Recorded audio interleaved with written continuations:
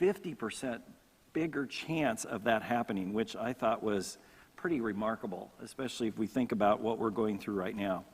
And it can be as dangerous as smoking 15 cigarettes each day. So we think about loneliness and how it impacts us mentally, but there's a lot of physical sides of things as well. So we're going to be talking about that and addressing some of those issues as well. Yeah, and some of the scripture we've picked out for today kind of deals with the relational aspect of loneliness, isolation. And probably the most famous one to tell us that, yeah, this is a thing that we need other people, comes from Genesis 2, verse 18. And it says, "The Lord God said, it is not good for the man to be alone." And this is right after he's created Adam. And everybody has their pair except for Adam. And so he says, it's not good for the man to be alone. And he creates someone, a helper for him, and they go on to have a family and populate the world. So that's important, apparently, to God, that man is not alone. The second passage comes out of Ecclesiastes 4, verses 9 through 12. And it says, "Two are better than one, because they have a good return for their labor. If either of them falls down, one can help the other up. But pity anyone who falls and has no one to help him up. Also, if two lay down together, they will keep warm. But how can one keep warm alone? Though one may be overpowered, two can defend themselves. A cord of 3 strands is not quickly broken." And then the last passage we've chosen comes from John 17, and it's Jesus who's praying. I believe I think he's in the Garden of Gethsemane. It's right before he's arrested and taken to be crucified. And he's praying for the disciples, he's praying for the believers, and this is what he says. He has just finished his prayer for the disciples, and he says this, "My prayer is not for them alone. I also pray for those who will believe in me through their message, that all of them may be one, Father, just as you are in me and I am in you. May they also be in us, so that the world may believe that you have sent me." And I think this verse sort of illustrates the relational aspect of God. First of all, Jesus is talking about how I am in you and you are in me, and we want them to be in me also. And Kevin has some doctrinal things he'll talk about that address that too. But I think it's important for us to take a moment and go, why do I need to have people? Why do I need people? It's because God is relational. God has created us to be relational.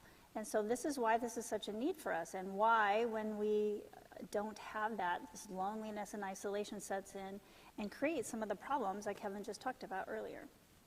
Yeah, and it's a great lead-in. You know, the other thing that we're doing here, besides looking at what the Word of God says, is if the Salvation Army has a position in their position papers about one of our topics, we want to bring that up as well.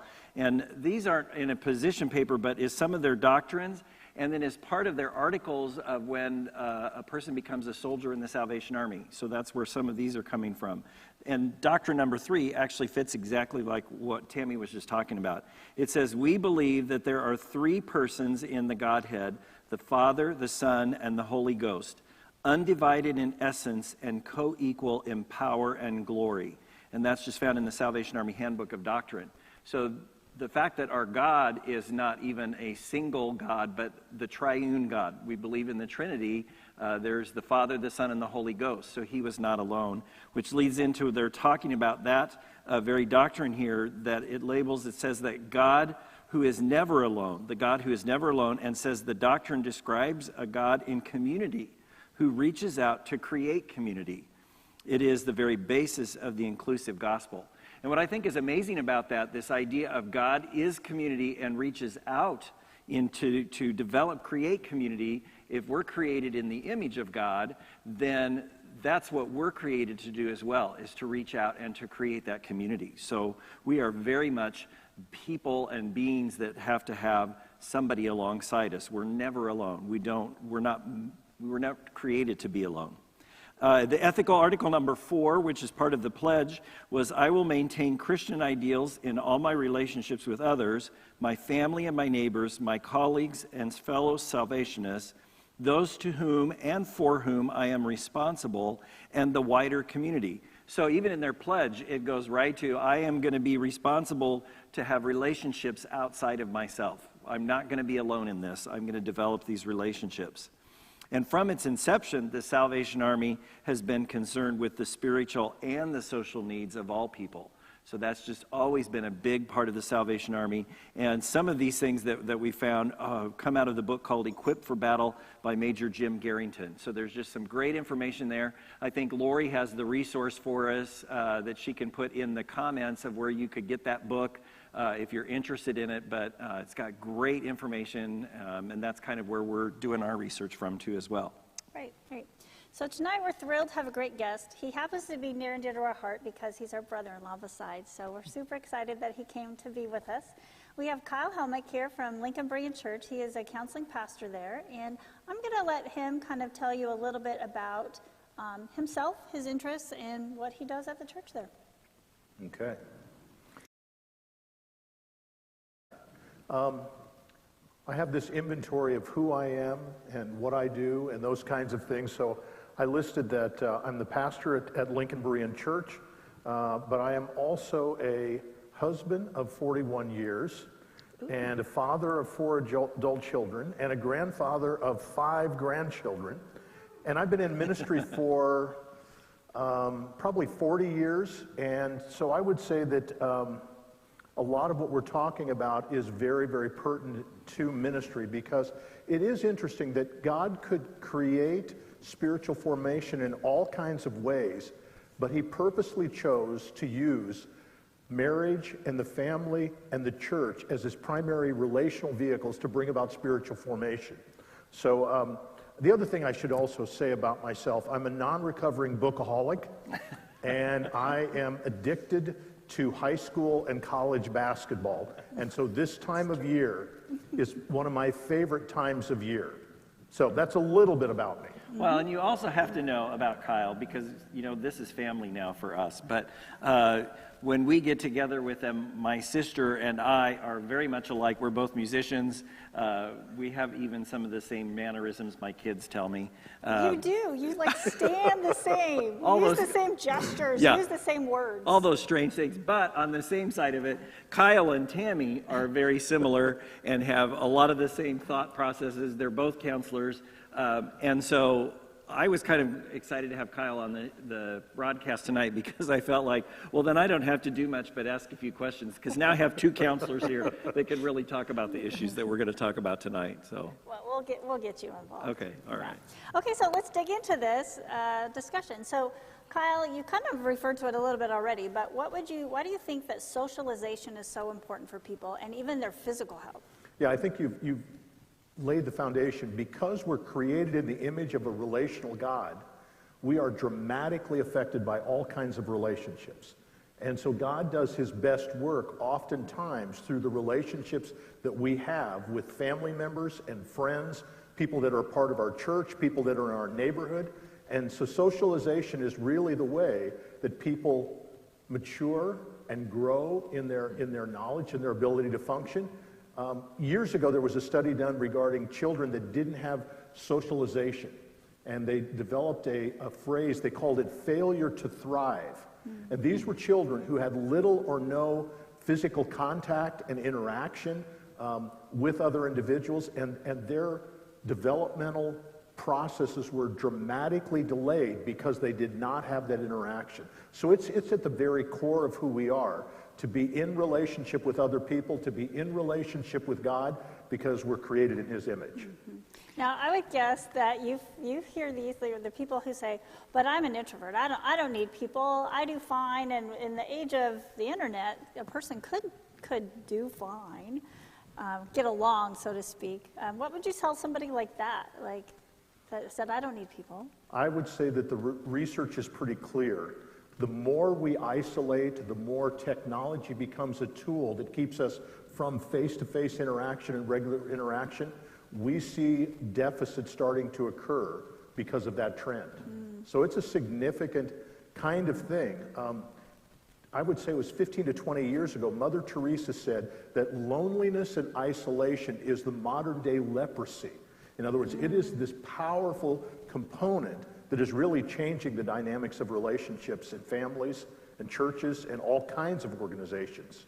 Mm-hmm. Well, it's kind of interesting, too, because, Tammy, you were just talking about this not too long ago. I think somebody that you knew, they had just had a child during COVID. Oh, yeah. And, you know, this baby had not seen anybody but mom and dad, and then when they took them out, everybody's mask, and it was almost startling for this little child to like come in contact with people again. So even on just, a practical, we see it happening already with COVID.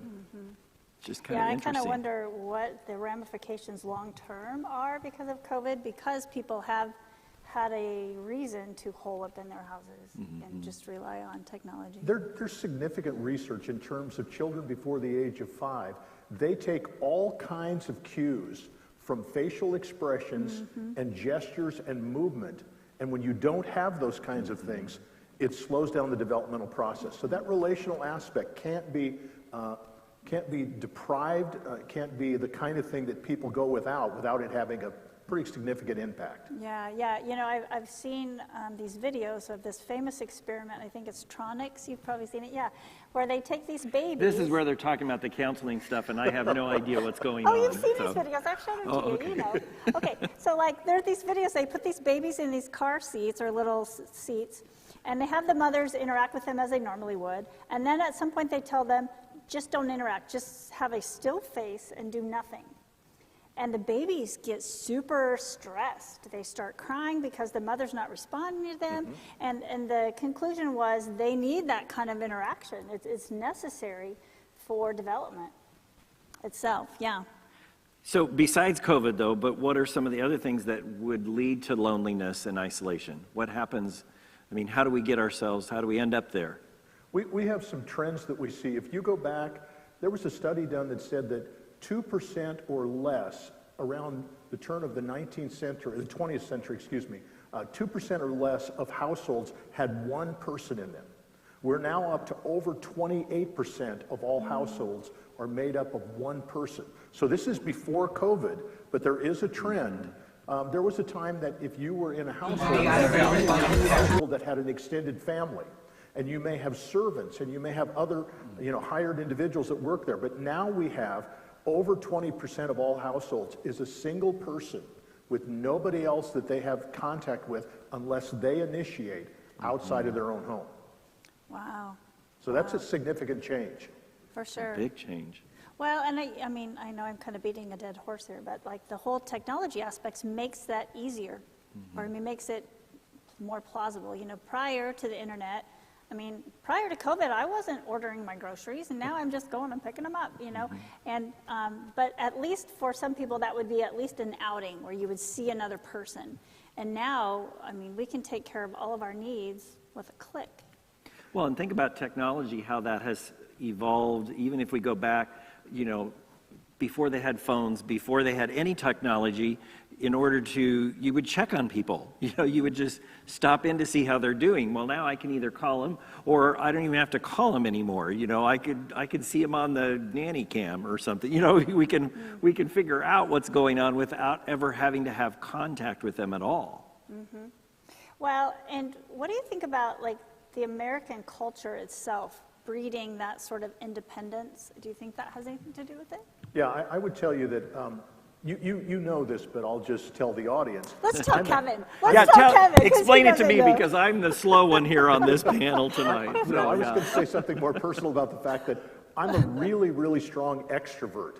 And so what I do is, because of the trend of our culture, I look for and initiate ways to have face-to-face contact with people. Now, this sounds silly, but things like I park my cars sometimes on purpose intentionally, and I don't do the drive-through at the bank. I go in and do face-to-face business transactions with the teller because I just want to push back against the trend.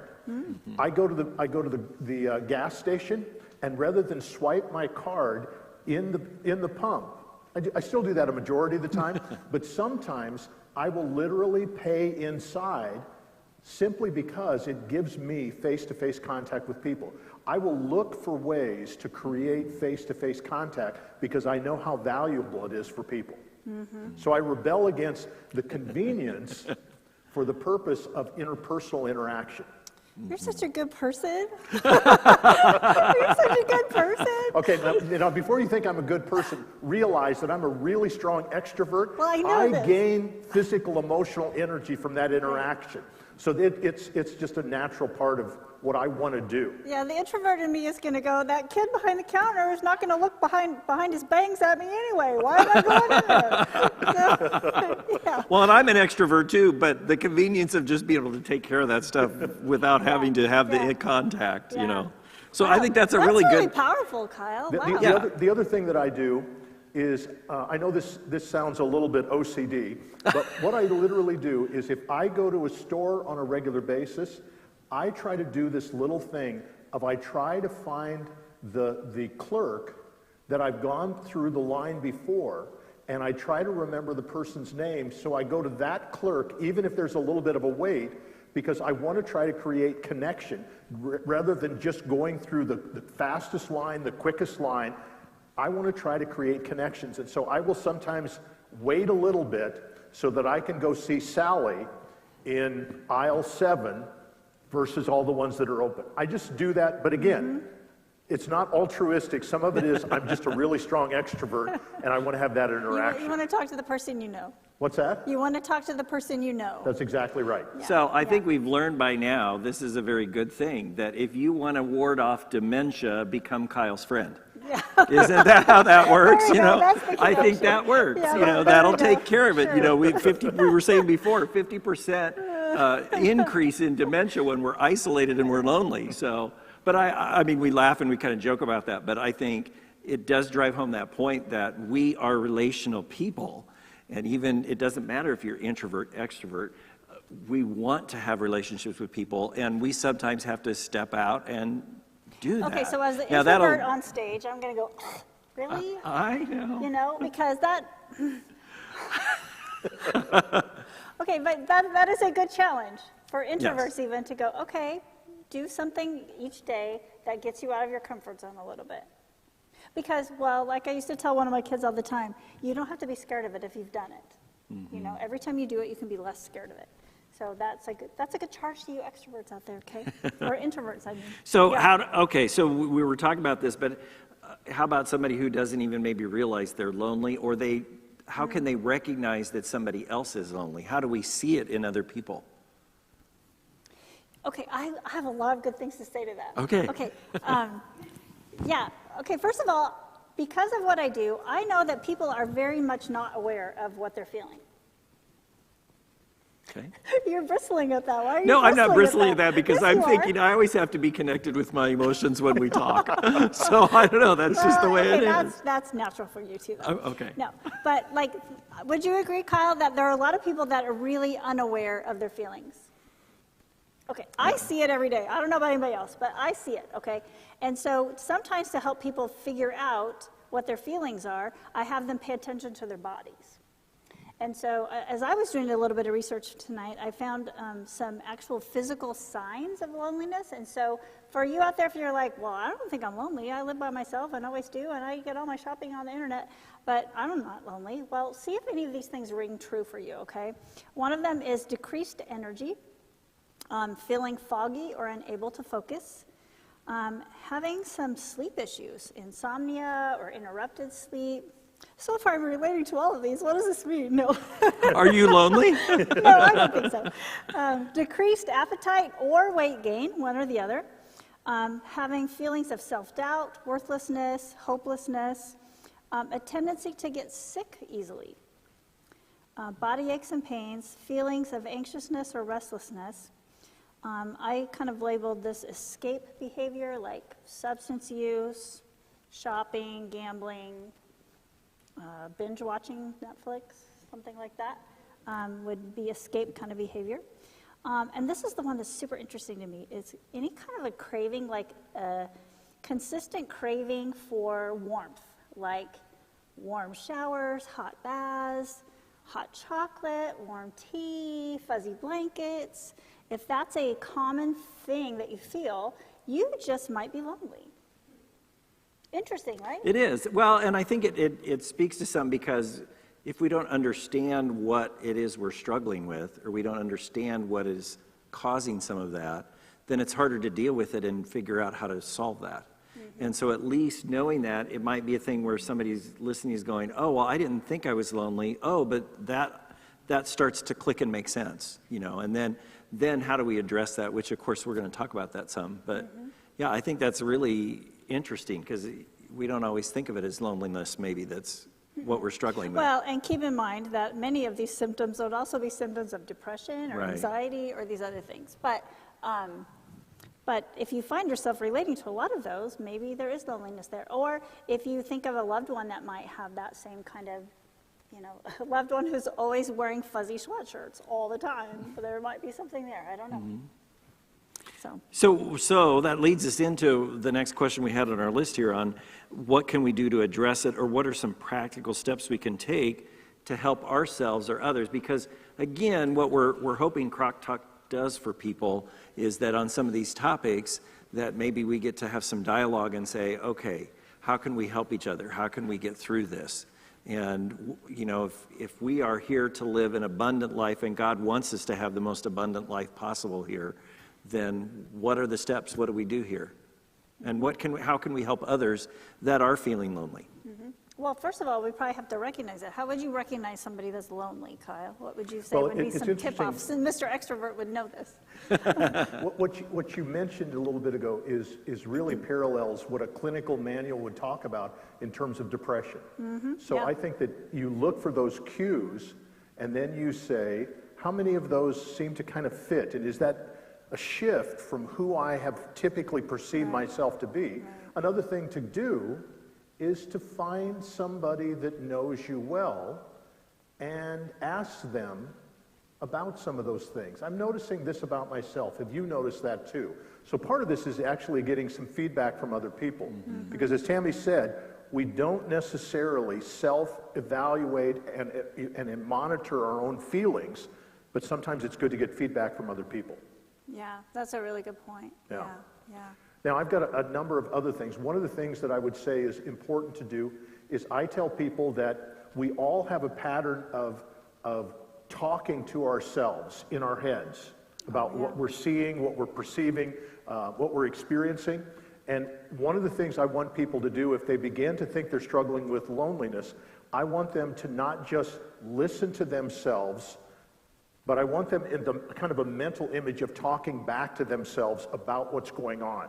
Because if you're a passive agent of just all this stuff that's happening to you, and you just kind of get in this negative cycle, you want to catch yourself in this kind of self-talk that you're involved in. And if there's a lot of negative self-talk, you want to try to speak the truth into your own life. Now, we always say that it's not good to be talking to yourself, but if nobody's around, and typically this is more of a mental construct than anything else. So rather than just passively allow messages that are negative and not helpful for you, I want you to talk back to yourself about what you're telling yourself. So self-talk is really important. Another one that I listed is I want people to do some level of evaluation of the kinds of relationships that they have.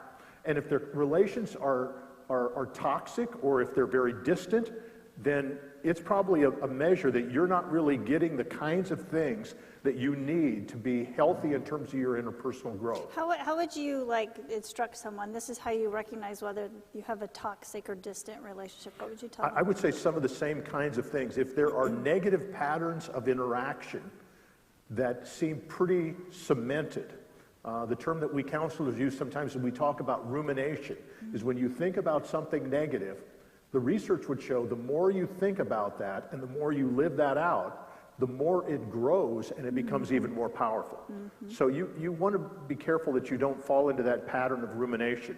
It's interesting, that word originally was applied to what a cow does with its food. You take it in and then you chew on it. And you regurgitate it, and it's not a very pleasing kind of thing to think about. Well, what's even more, just as interesting is that when I try to explain rumination to people and the damages of self-talk, I talk about how you are creating a cow path in a pasture. You know how they follow one path and it just makes a dirt trail? That's what they're doing. So it is all about the cow. And what we've seen probably in the last 20 years, is neuroscience is really very clear about what you do over and over and over again becomes a very difficult thing to break out of. Yeah. It's interesting when you talk about that, doing something over and over and over again, that it's really hard to break out of it then. So especially when it comes to loneliness, if we don't do something to break that cycle within our lives, then it makes sense. It just gets worse and worse and worse. Well, and probably on top of that, you get a little desensitized as well, because you aren't experiencing the difference of not being lonely. And so you go, oh, well, I'm fine. Mm-hmm. The reason I brought up the toxic relationships is because we need to see that from a different vantage point. I love this quote by Robin Williams.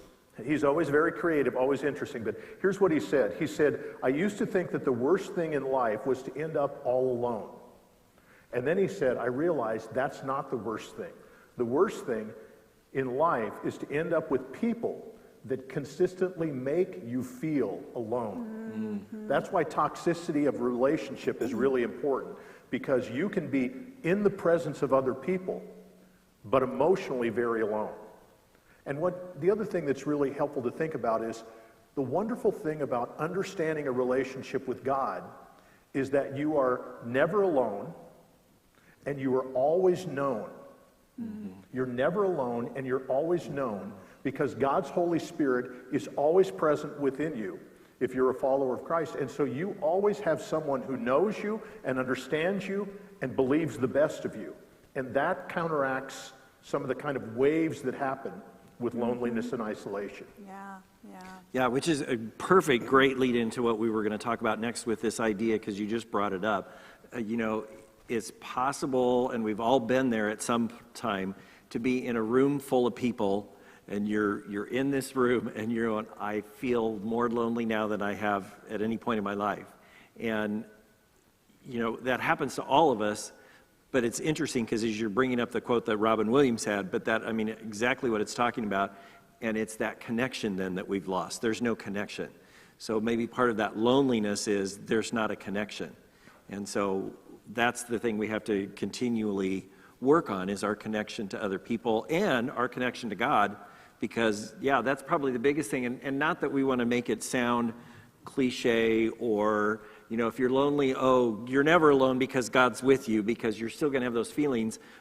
But there's truth in that, and it's then how do we experience that relationship with God and know that He's there. That's probably the biggest thing that people would go, well, I know that's true. I know that God, I'm never alone and God's always here. But how do we feel that and experience that in a practical way? I think one way is that belief and that understanding is fortified if we do a few things, like we consider stepping out and we go to a worship service, where we go to a worship service and we reflect upon the nature and the character of God, and we do that in the context of other people. And when you do that as a corporate experience, you usually get a clearer understanding of some attribute or character trait of who God is. If you isolate, you miss that opportunity to do that. So worship kind of pulls you out of yourself in terms of thinking about who God is. So is that something, now we'll talk a little bit about COVID still with all that. Is that one of the things that we're struggling as churches now? Because we're doing virtual worship. So we're doing things, we're still here, we're worshiping. And I know for us personally, being on the praise team here at the Kroc Church, and doing virtual church for so long, it has really created a tight group with our ministry team, because we're here together, but how much damage has that done to our relationship with our fellow church people who aren't able to be here with us, And how are we able to bring that back now?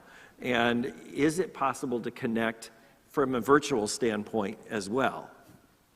I would say it's better than complete isolation, but in a good model of communication, we understand that anywhere from 9 to 12% is the specific words that we use in a communication paradigm.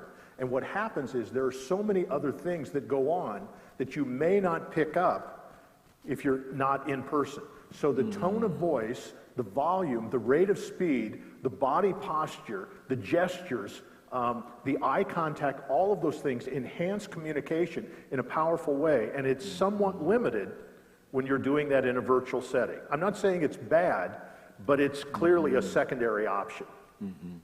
So you're kind of saying that a way to experience God is to rub elbows with other believers. I would say that being a monk and being in isolation is not really the design. You mentioned the passage in Genesis, but you look at Acts chapter 2 in the last part of that chapter. It talks about how the body of Christ had everything in common, and they spent all kinds of time together. The Ecclesiastes passage talks about how we're so much better when we're in relationship with other people. We get the best version of ourselves pulled out of us by being in close relationship with other people. My wife and I have been in a small group with virtually the same people for now over 20 years. And I get emotional thinking about it because we have gone through all kinds of life experiences together. We've taken vacations together. We have prayed together. We have cried together. We have buried a spouse of one of our members. We have done all kinds of things together.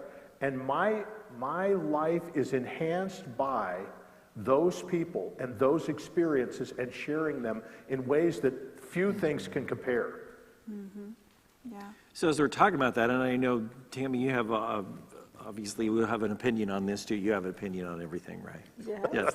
But as we talk about this, so, what if somebody's listening and they go, okay, I wish I had that. I wish I had those relationships. That's why I'm lonely. I don't have those relationships. I don't feel connected to people like that. How do you encourage people, what can they do then to get connected? Yeah, I think a lot of it is what you were talking about, Kyle. We just got to get out of our comfort zones. We just have to. And I know that's harder for some people than it is for others. I've actually had arguments with women in Bible study over this very topic before, where they were like, well, you don't understand. I have crippling social anxiety. Like, but you still came here. You still came here. You're at Bible study.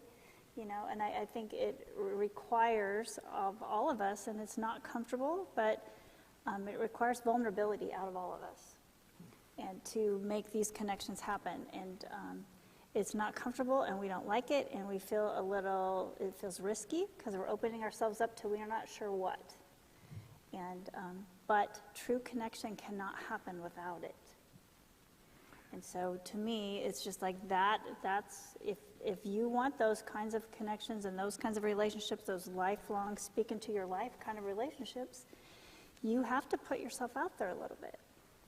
Well, and as you talk about it, I think too, listening to those, the vulnerability, and then the years and years of being, in your small group in 20 years, thinking, okay, in our society, we want everything to happen like that. And these relationships and some of the issues that we deal with are going to take time. Yeah. There's risk involved. It's not easy, and it's not always pleasant. So I think we because sometimes people don't always do things like I want them to do. Right. Right? It's not always. You have to be willing to be in it for the long haul and live with people through the good, the bad, and the ugly. Because that's just what it's going to be. Yes, that's a good We point. all have that. It's going to happen, and it's too easy to bail sometimes than to say, no, it's going to be worth it in the end to dig through this and to really build this connection, this relationship.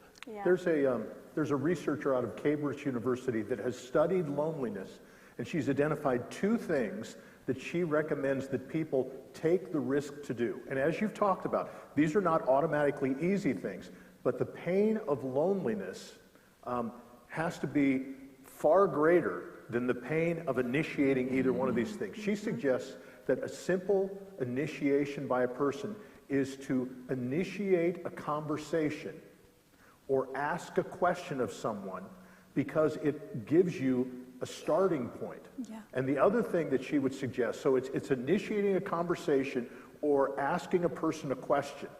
This might mean that you go up to somebody and you ask them a question, even if you think you know the answer, because you're coming out of your comfort zone and you're trying to initiate that question. The other thing she would say is, take a risk of showing some of your own vulnerability.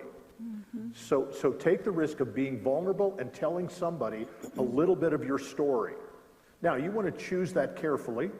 You don't want to do that with a total stranger, perhaps, but start somewhere by telling a little bit of your story, and that can make a massive difference. We understand that in counseling, the way that people are helped most that struggle with some kind of compulsive behaviors is support and recovery groups. And what happens in those groups is that some weeks you are the one that is needing help, and other weeks you're the one that is giving help. Henry Nouwen calls it being a wounded healer. And all of us have stories, and other people have stories. And the key is those two things: initiating a conversation, maybe by asking questions, and being vulnerable of sharing some of your story. And here's why that's so important, and it just comes full circle. You're so smart. This is so good. When we're vulnerable, what I have seen in moments of vulnerability, like in small groups, Bible studies, things like this, if one person risks to say, I don't get that, or I don't like it, or I really struggle with this, suddenly the whole room is like, it's not just me, hallelujah. I'm not alone. And I think that's the power of vulnerability, is we find if I just push myself just a little bit and share something really vulnerable like that, other people will discover I'm not alone. I'm not alone. And then that's when the connection happens. I've been in Bible study groups where that happened, where it was just kind of ho-hum. We were given all the good churchy answers. And then somebody says, ugh, I hate that verse. This doesn't really work for me, and I can't do this very well. And somebody else goes, oh, I'm so glad I thought it was just me. And then suddenly the room comes alive, and there's all this chitter-chatter, and everybody's connecting. Oh, I know, I get it, blah, blah, blah. And we don't solve the problem, and it doesn't even matter, because we have become connected and bonded as a group, because somebody got vulnerable. It's so, so powerful. C.S. Lewis has a quote. He says this. He says, friendship is often born at a level when one person simply says to another, what? You too? I thought I was the only one. Yeah, I used to write on a blog for many years, and that is overwhelmingly the most common comment. I thought it was just me. I'm so glad it's not just me. It's huge. It's huge.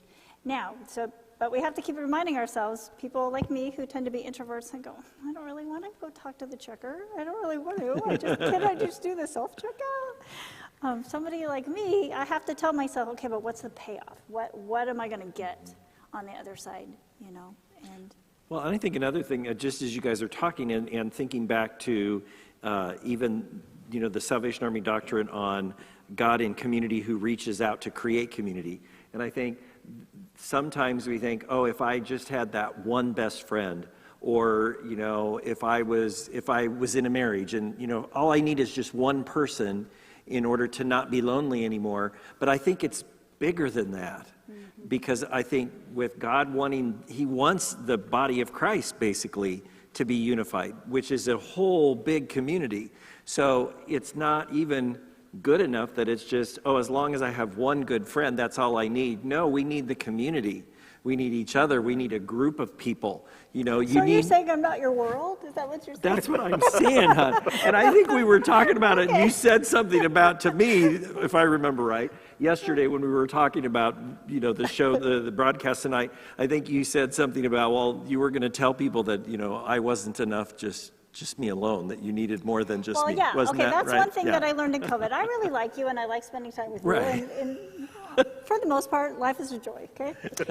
But there were times during COVID I'm like, man, I really could use seeing somebody else. I understand that, because I talk a lot. Okay, now that's true. I'm taking it back to me. I'm putting it on me, Okay, not good. you. Phew. So it's all Right. good.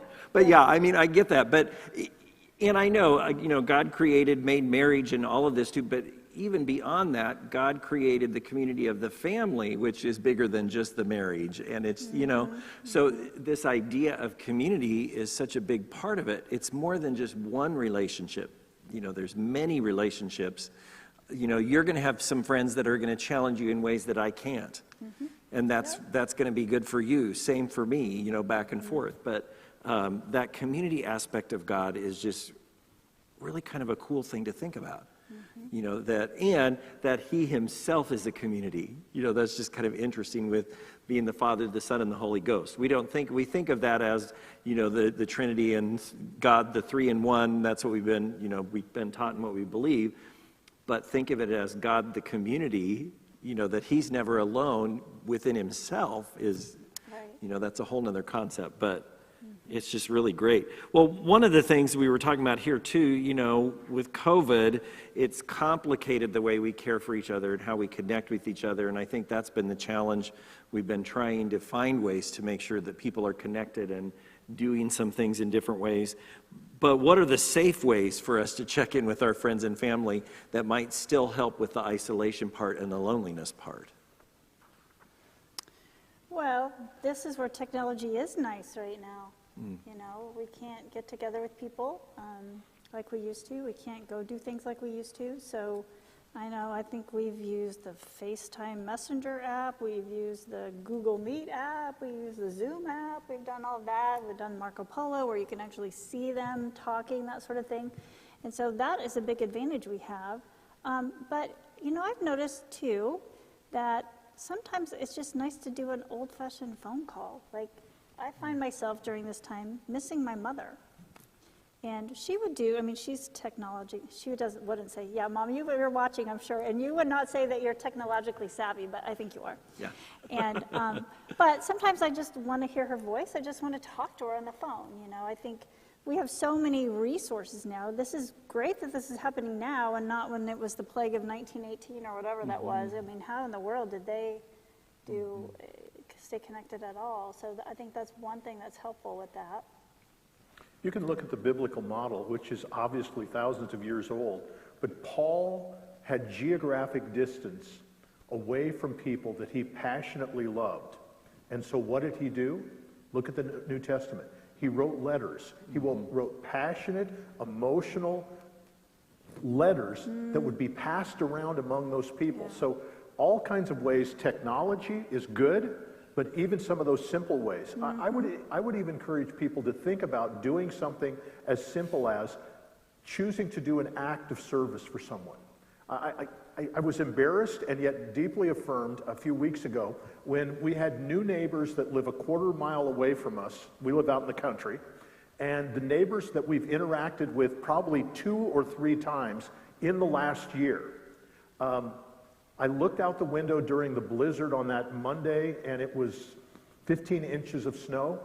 And our neighbor had driven his tractor over, and he was clearing our driveway, and his lovely wife was scooping our sidewalks.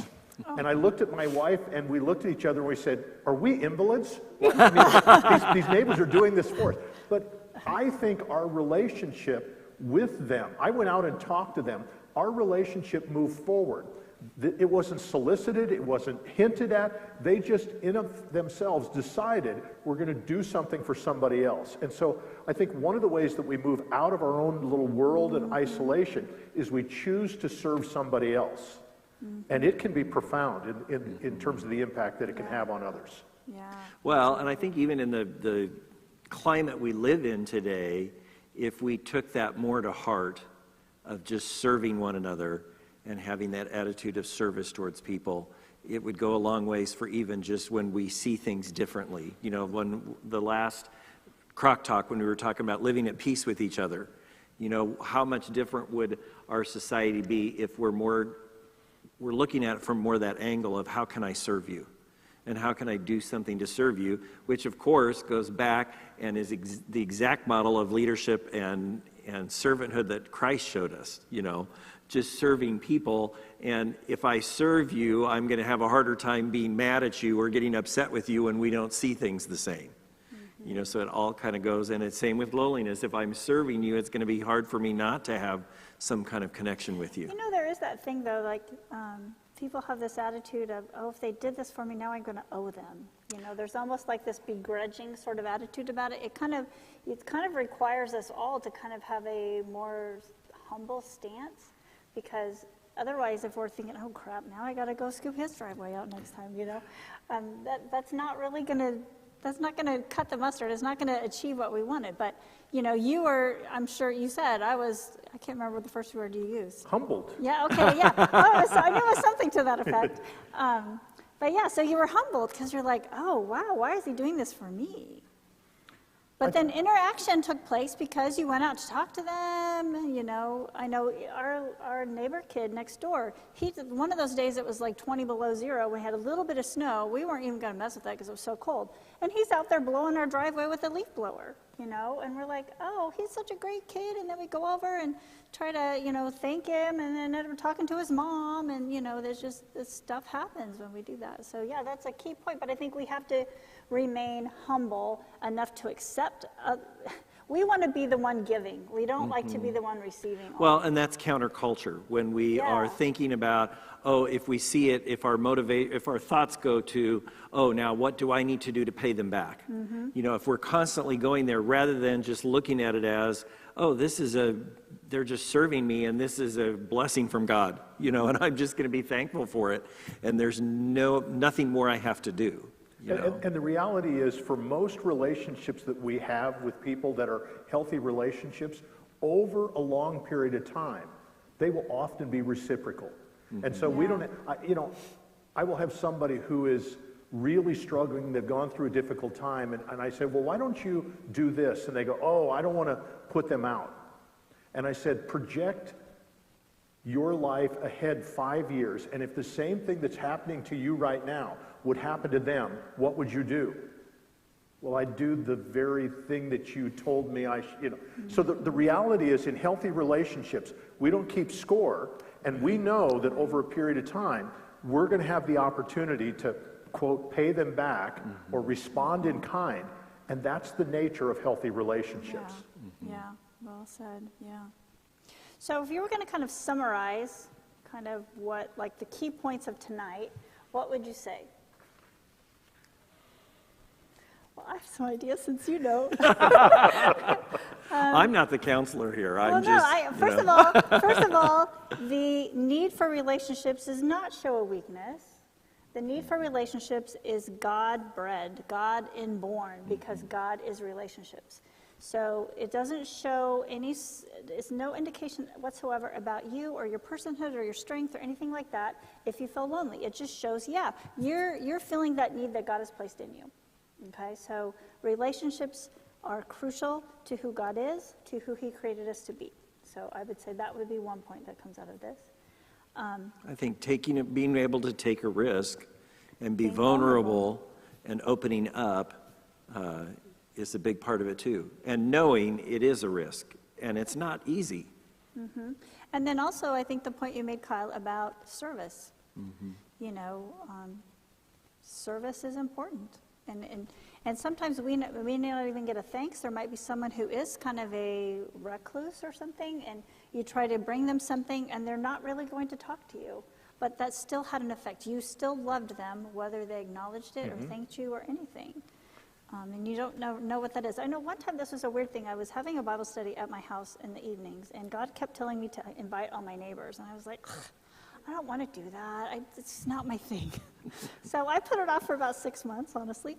And then I decided, okay, you're just going to have to do this. So I did, and I went around to all my neighbors and invited all my neighbors to come to this Wednesday night Bible study, and not one of them came. And I was like, God, what was that about? And he was like, you met your neighbors, didn't you? I was like, oh, yeah, I did. Because prior to that, I didn't know, waving and passing, but I hadn't had a conversation with any of them. And you actually laid a foundation, because at some point in time, if one of your neighbors has a life issue and they're not sure where to turn, there is this lady who invited me to a Bible study. I wonder if she would have a willingness, a heart to listen, or to help me during this time. The other thing about loneliness is we need to understand that it is really a universal experience. Yes. We may be lonely at a certain point in time, but almost everybody in the course of their life will identify a time that they were lonely. Yeah. And so it's not as unique as we might think it is, like we're the only ones that have that experience. Everybody will find a time. There are at least a half dozen to a dozen key examples in the Bible of biblical characters that went through a time of isolation and loneliness. And it's really modeling the fact that it happens a lot, happens to everybody probably. Part of the human condition. Yeah. And I think realizing maybe the motivation besides needing that community and that relationship and connection, but realizing that, yes, this can have an effect on my physical body as well. You know, this can have, 50% bigger chance of dementia, or, the things that we were talking about early on, that, this is for my own physical and well-being. I need to reach out. I need to have those connections. But I think we also need to be cognizant of like people who can't get out, people who we need to go to them, You think of shut-ins or disabled people, something like that, where it is physically very difficult for them to reach out, on their own. And so we have to have some kind of an awareness of that, I think, and help in whatever way we can, even if it's just dropping off dinner or something.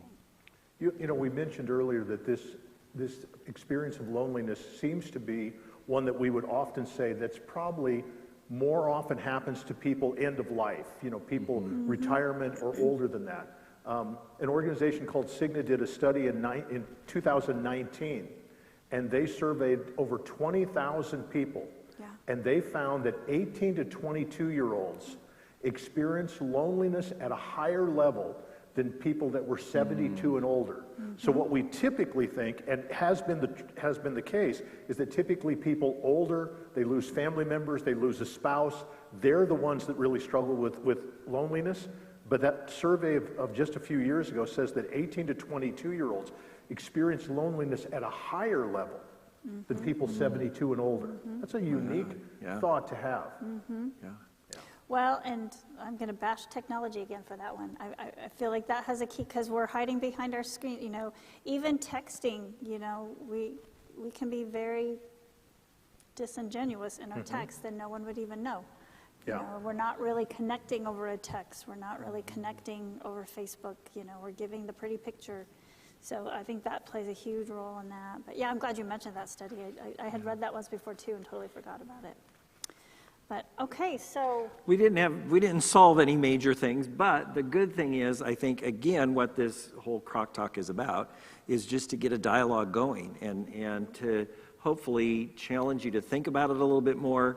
If you're a person who doesn't feel like you're lonely, maybe look for signs of loneliness in other people so you can be the one to, serve those people or to reach out. If we're all kind of doing that, we're going to help ourselves out in all of that. So, keep connected with us. I think Lori can put in the comments we have an email address that you can use if you've got another question.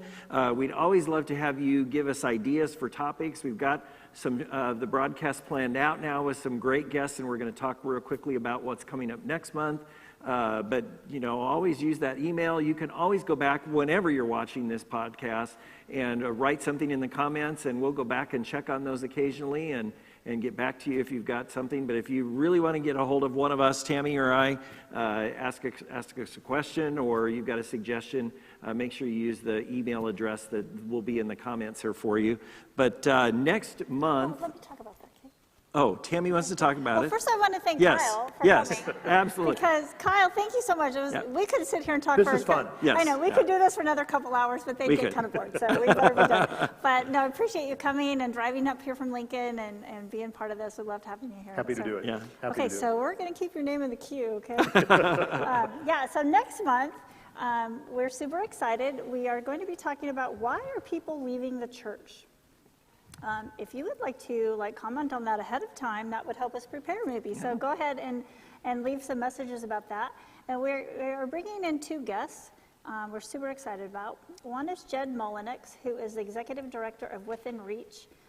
If you're not familiar with that organization, it is a bunch of churches who have joined together to say, hey, why are we working against each other? Why don't we take our city for Christ? And let's support each other and work together. And so the executive director, Jed Mullenix, is coming to talk with us about that topic.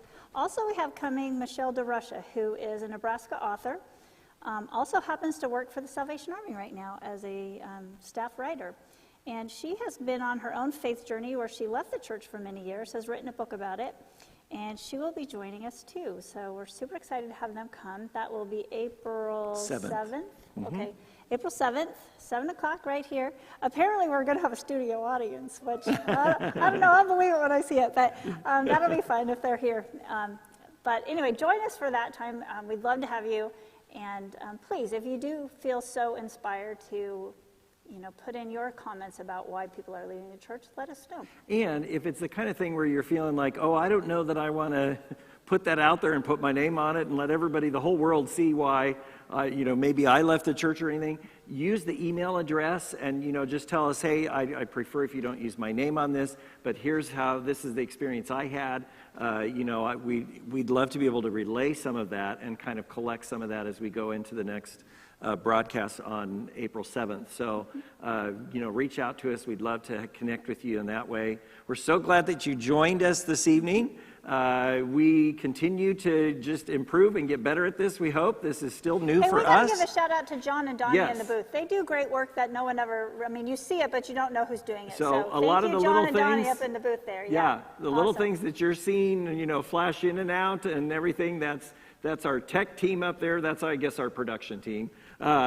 And also just a shout out, we just always want to thank the Kroc Center and the Salvation Army really for allowing Tammy and I to have a platform like this to be able to speak on these things. It's a great honor for us. We enjoy doing it. It's kind of a cool thing that we get to do as husband and wife. And probably if you keep watching this broadcast, you'll get to know, well, it'll be TMI. It'll be way too much information when it comes to WTMI. Is that what it is? Is that what they say? Way too much information.